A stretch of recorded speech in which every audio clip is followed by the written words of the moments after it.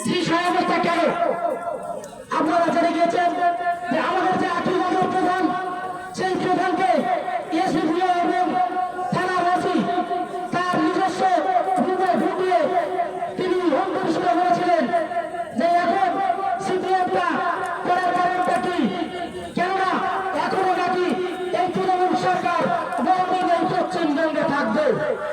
তাই এই পুলিশ, এই ওসি, এই প্রশাসনদেরকে বলতে চাই আপনারা নিরপেক্ষ ভূমিকা পালন করুন। আর এই তৃণমূল ছেড়ে রেখে নিরপেক্ষ ভূমিকা পালন করে রেফারির ভূমিকা পালন করুন।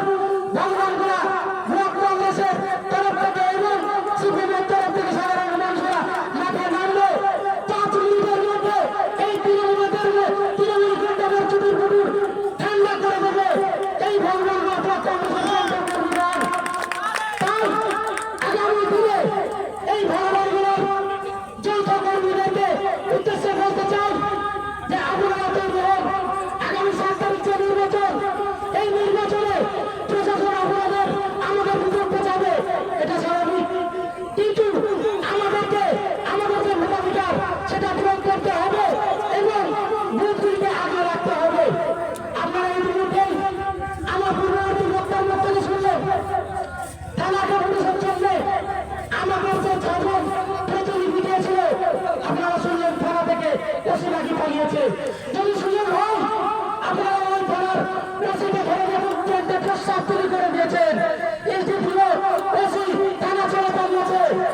তাই এই থানার ওসিকে বলতে চাই, আপনি যে তৃণমূলের দালালিটা করেন, তৃণমূলের চামচাগিরি করেন, তৃণমূলের টাকা চাপেন, আপনার যে জিপ তৃণমূলের পা চাপতে চাপতে আপনার যে জীবনের সাত করে কোষগুলি, সেই কোষগুলি নষ্ট হয়ে গেছে। আমরা সাধারণ কর্মীরা, আমরা বিরোধীরা সেটা জেনে গেছি। তাই আপনার বিগত দিনে রানীনগরের ইতিহাস আমরা জানি। আপনি তৃণমূলের কতটা দালালি করেছেন, সেখানে একজন পার্টির প্রেসিডেন্টের কাছ থেকে কিভাবে আপনি মিষ্টি খেয়েছেন সেই সব ভিডিও আসা উচিত। কিন্তু আপনি যদি সেই রানীনগর থেকে ধাক্কা খেয়ে বিতাড়িত হয়ে রানীতলায় এসেছেন, আমরা সেটাও জানি। কিন্তু আপনি যদি ভাবেন যে রানীতলার মানুষ এতটা বোকা, তাহলে দ্বিতীয়বার বলতে আবার আপনি করছেন। তাই আপনাকে হুঁশিয়ার করে দিতে চাই, আপনার যদি রাজনীতি করার সত্যি সত্যি ইচ্ছেটা থাকে, আপনি পোশাকটা খুলে এই ভগবান বিরোধী নম্বর ব্লকের মাঠে ময়দানে নেমে যান। আপনার সঙ্গে আমরা জয় টক্কর দেওয়ার জন্য তৈরি আছি। কার গিয়ারে কতটা জোর আছে আমরা দেখতে দিতে চাই। আপনার মতন সমাজ পুলিশের স্থান নেই রানীতলা থানায় আমরা হতে দেব না। আগামী দিনে যদি আপনার যে চরিত্র, সেই চরিত্রে যদি আপনি সংশোধন না করেন, আগামী দিনে বৃহত্তর আন্দোলনে আর জন্য আমরা প্রথম আমরা সংঘবদ্ধ হয়েছি, আমরা জোরবদ্ধ হয়েছি। আপনাদের এবং আপনাদের কর্মীদের মনিবেদের যাদের আপনারা চামচাগিরি দালালি পাচাবেন, তাদের মাথা খারাপ হচ্ছে।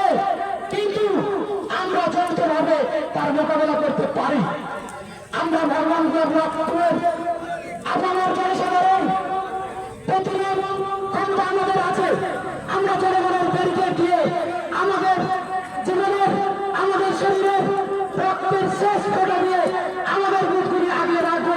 আমরা 7 তারিখ প্রমাণ করে দিতে চাই যে যতই গণার উপর আসুক না কেন, আমরা প্রেয়ার ভোট করে দেখিয়ে দিতে চাই আমরা এই ভগবানের মানুষ তৈরি আছি। আমরা চাই ভগবানের মানুষের ভালো হোক। কেননা বিগত দিনে যে এমপিকে আমরা পাঠিয়েছিলাম পার্লামেন্টে, বিগত 5 বছরে তিনি এই মুর্শিদাবাদ লোকসভার মানুষের কথা কোনদিন তুলে ধরেননি। একটা ভিডিও ক্লিপ আপনারা দেখাতে পারবেন না যে আবুল খান একটা কথা এই লোকসভার মানুষের জন্য বলেছেন। তাই আমরা বলতে চাই, তার বিরুদ্ধে যে ক্যান্ডিডেটটা আছে তিনি একজন হেভিওয়েট ক্যান্ডিডেট মোহাম্মদ সেলিম, তাকে পরিচয় করিয়ে দেওয়ার মতন অবস্থা আমাদের নেই। কেননা আগামী দিনে বিগত দিনে মোহাম্মদ সেলিমের যে সরাসরি আক্রমণ কেন্দ্রীয় সরকারের বিরুদ্ধে যে জনবিরোধী আন্দোলন, সেই আন্দোলনের নেতৃত্ব আমরা দেখেছি, আমরা লোকসভায় তার ভাষণ দেখেছি। তাই বন্ধু তিনি একজন হেভিওয়েট ক্যান্ডিডেট। পাশাপাশি আমাদের যে বিধানসভার ক্যান্ডিডেট আমাদের প্রদেশ কংগ্রেস সভাপতি অধীর রঞ্জন চৌধুরী আমাদেরকে উপহার দিয়েছেন, তাকে পেয়ে আমরা গর্বিত। কেননা তিনি জনসাধারণের কাছে থাকতে ভালোবাসেন, সাধারণ মানুষের পাশে তিনি থাকেন। তাই আঞ্জু বেগম পালিয়ে যাওয়ার মহিলা নয়, কেননা সাগর দিদি থেকে আমরা অভিজ্ঞতা দিয়েছি, সেই অভিজ্ঞতা থেকে আমাদের প্রদেশ কংগ্রেস সভাপতি এইরকম একটা ক্যান্ডিডেটকে আমাদের কাছে দিয়েছে। তাই আগামী 7 তারিখ যে নির্বাচন, সেই নির্বাচন আমাদের আঞ্জু বেগম এবং আমাদের লোকসভার ক্যান্ডিডেট মোহাম্মদ সেলিম তাকে বিপুল ভোটে জয়ী করে একজনকে পার্লামেন্টে, একজনকে বিধানসভায় পাঠিয়ে ভগবান বলে মানুষের ভালো করার জন্য, গোটা মুর্শিদাবাদ লোকসভার মানুষের ভালো করার জন্য আমরা পাঠাবো। এই আশা ভরসা রেখে আমি আমার গুটি কয়েক কথা শেষ করছি। জয় হিন্দ, বন্দে মাতরম।